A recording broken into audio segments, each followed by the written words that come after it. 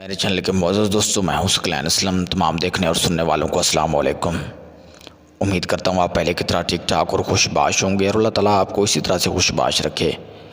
ناظرین، آج کی ہرر ویڈیو شروع کرنے سے پہلے آپ سے ایک چھوٹی سی درخواست کرتا ہوں کہ آپ سب سے پہلے آیت الکرسی پڑھ لیں، کیونکہ آیت الکرسی پڑھنے کے بعد انسان کے جسم سے خوف نکل جاتا ہے اور جنات کا سایہ انسان سے دور چلا جاتا ہے، کیونکہ شیطان اور جنات ایک ایسی مخلوق ہیں جو خام خواہ انسان کو نقصان پہنچانے کی کوشش کرتے ہیں۔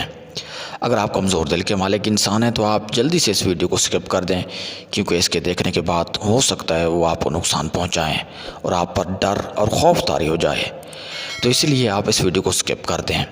اگر آپ کمزور دل کے مالک انسان ہوتے ہوئے بھی اس ویڈیو کو دیکھنے کے اندر دلچسپی رکھتے ہیں تو اپنے سیٹ بیلٹ کو اچھی طرح سے باندھ لیں اور ہینڈ فری کو بھی اپنے کانوں میں اچھی طرح سے ٹھونس لیں۔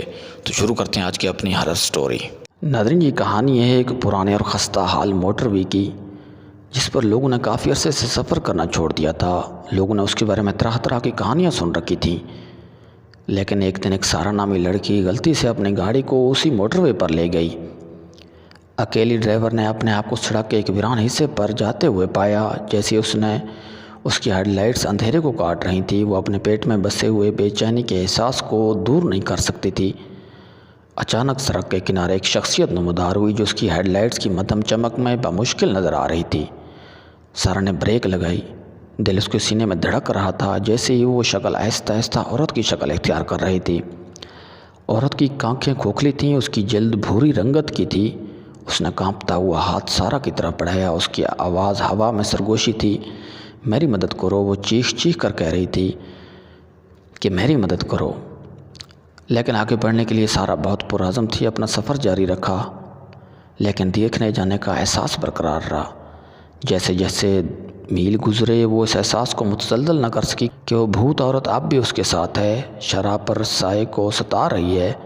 پھر جس طرح سارہ نے سوچا کہ وہ اسے مزید نہیں لے سکتی، اس نے اسے دیکھا۔ اس کے ریویو آئینے میں ہلچل کی جھلک نظر آ رہی تھی، کچھ شیشے کے اندر اس کو نظر آ رہا تھا۔ اس نے پیچھے مڑ کر دیکھا، اس کے سینے میں دل جم گیا جب اس نے دوبارہ اسی عورت کو اپنے قریب پایا جو اس کے بمپر سے صرف 1 انچ اوپر تیر رہی تھی۔ آنکھیں کسی دوسری دنیا کی روشنی سے جل رہی تھیں۔ ایک چیخ کے ساتھ سارہ نے گیس کا پیڈل فرش کیا۔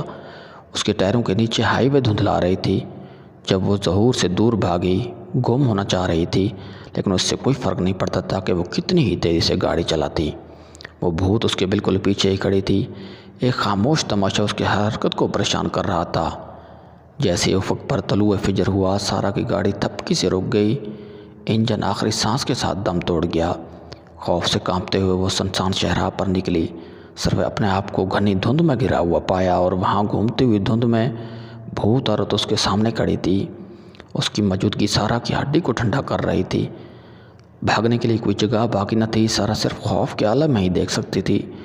جب بھوت نے ایک ہاتھ بڑھایا اور اسے پرے کے اندھیرے کی طرف اشارہ کیا، جیسے ہی ویران شہراہ پر سورج طلوع ہوا، سارہ کو دوبارہ کبھی نہیں دیکھا گیا۔ اس کی قسمت ہمیشہ کے لیے اس پریدابت سڑک کے ساتھ جڑی ہوئی تھی جس نے اسے اپنا ہونے کا دعویٰ کیا تھا۔